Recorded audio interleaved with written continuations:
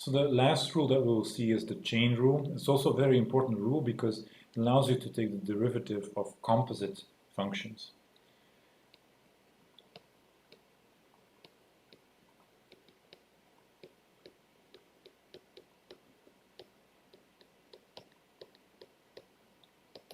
And composite function is not really a mathematical term, but what we mean is functions like the square root of sine of x. So right now there's no rule to do that. It will also be difficult to compute this from the limit, but a chain rule is going to give us a way to first take the derivative of the square root and then take the derivative of the sine and combine them together.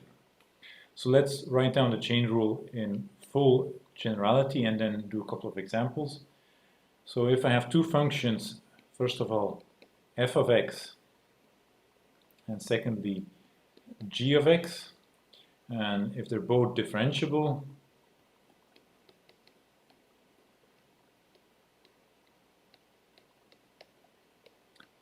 then the composition of f and g, which I'll call big F, so it's f after g, is also differentiable, and I even get an expression for the derivative. F prime of x is equal to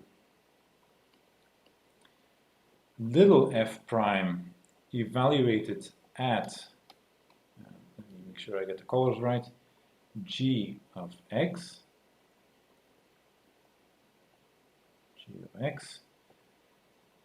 times the derivative of g, so g prime evaluated at x. So this is my chain rule, and this is what we're going to use a number of times. So here we sometimes call f the outer function,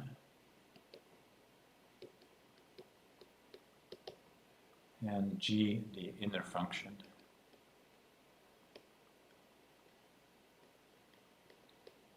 And that's because you see f applies to the result of g, so g is on the inside.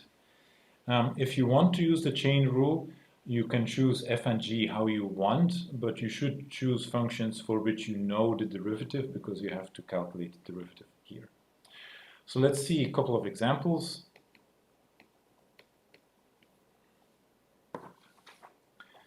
So for the first example, we'll have a look at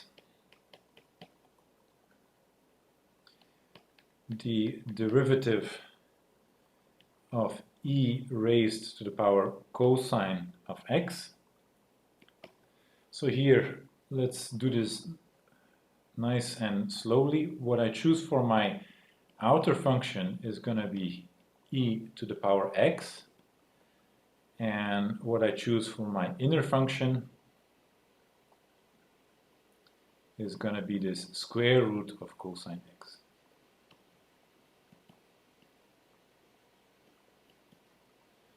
And just to check that that makes sense, big F is f after g of x. That's f of square root of cosine x. That is e to the square root of cosine x. So yes, that works out. So now let's use the chain rule. So f prime is e to the power x. That I know. But it's not e to the power x that I need, it's f prime evaluated at g. So f prime at g of x, that's f prime of square root of cosine x, that's e to the power square root of cosine x. So here I already get e to the power square root of cosine x, and now, so this is my f prime of g of x, and now I have to multiply by g prime of x, So let's calculate that. And I'm going to do this down below here. G prime of x, well, this is also a function for which I don't know the answer right away. It's a composite function. So let's use the chain rule one more time. And now for this version, my outer function is going to be the square root, and my inner function is going to be the cosine of x. And so what do I get? D dx of the square root, that's 1 over 2 times the square root, now evaluated at cosine x. So this is f prime g of x, and then times the derivative of g of x, so derivative of cosine, that's minus the sine, and it's evaluated at x. So this is minus g prime of x.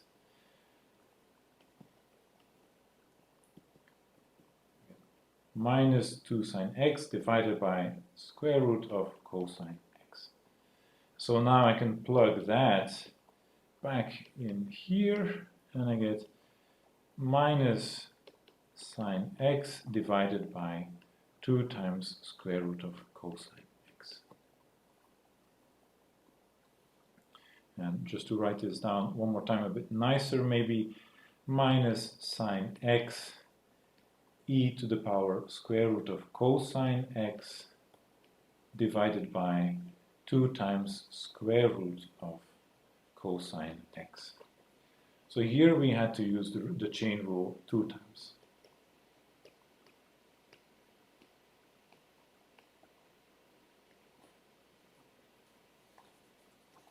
And I was going to do as a second example the derivative of square root of x, but I will leave that to you. D dx of square root of sine x.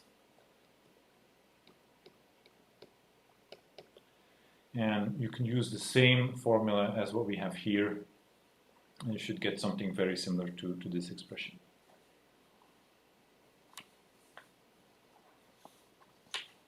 So the last class of functions that we'll take the derivative of is the logarithm. And there are two formulas here. One for the derivative of the logarithm to the base e, the natural logarithm. And here you have that is just 1 over x. And then the other formula is the derivative of the logarithm to a different base a. And it's almost the same 1 over x, but times the logarithm of that base. So for the first formula, d dx of ln of x, you can just assume that that is given. We will not prove it ourselves.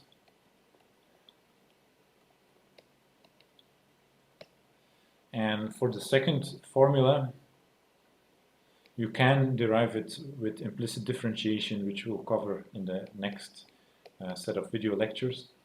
But for the second formula, the log to a different base, here what you can do is you can use the change of base formula, and you can reduce this to the logarithm, natural logarithm, divided by the logarithm of the base.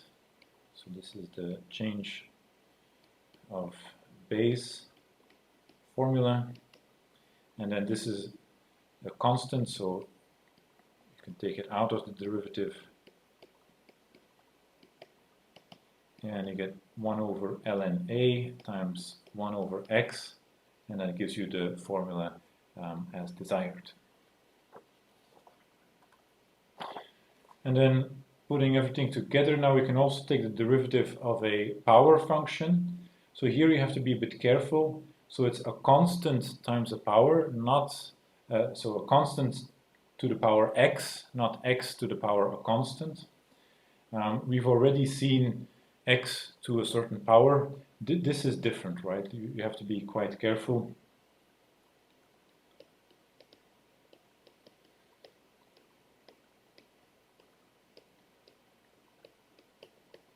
It's different from x to power, which is just the power times x to 1 minus that power. So how do we do this? Well, we can use our rule that says that d dx of the exponential function is just the exponential function, because if we have a to the power x, we can write that as e times x to the power natural logarithm of a. And so now if we take d dx of both sides, then we have d dx of a to the power x is d dx of e to the x times the natural logarithm of a. And here we have to use the chain rule. I will go a bit quicker.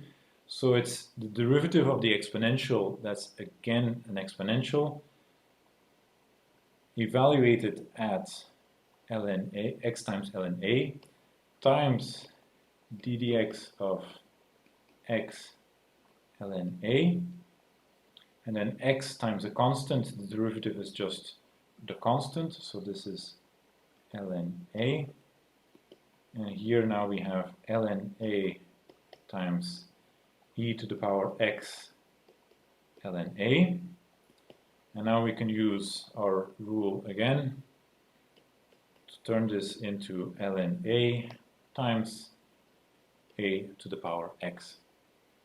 So it's very similar to the rule for the exponential, except that you get a form factor ln of a extra.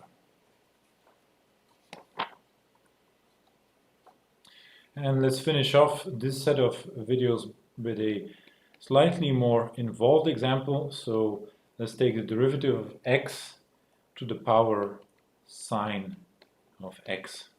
And at first sight, this does not look like it falls within each of the rules that we've seen, but it's something that we can compute nonetheless.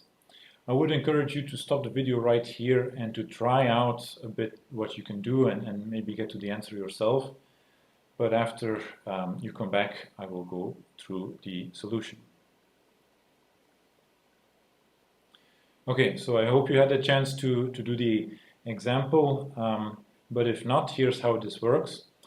So what we're going to do is, first of all, this something x to the power something x again is something that we don't really know how to work with. It's a bit difficult, so let's write it in a different form.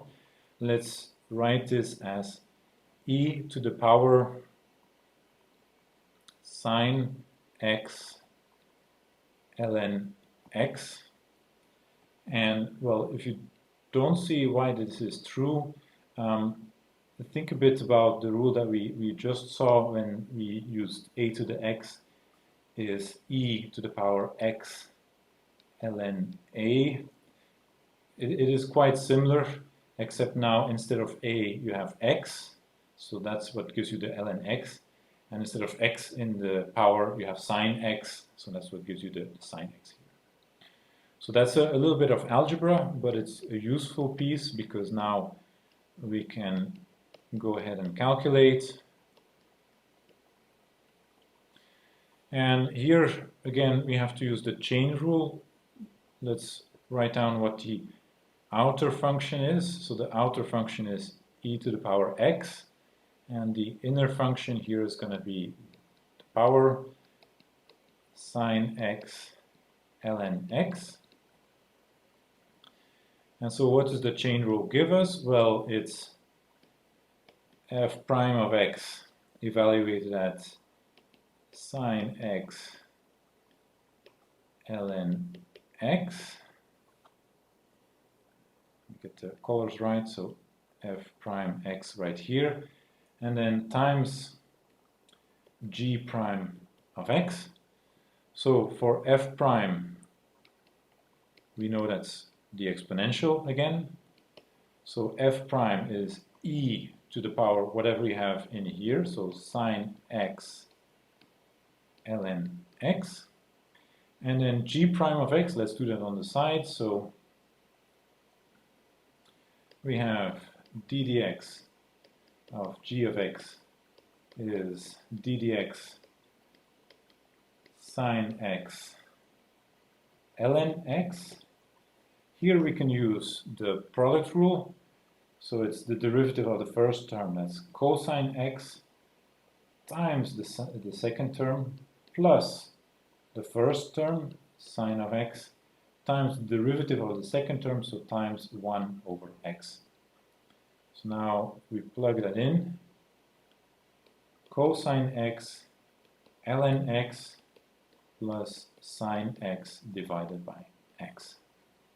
And now the last simplification that we can make is that we can use our algebra rule again to write this as x to the power sine x, and we end up with the whole thing being equal to x to the power sine x cosine x ln x plus sine x divided by x. It's a very nasty looking expression, but that doesn't matter. We can compute it, it is what it is, but we have some powerful rules that we can use to do our computations.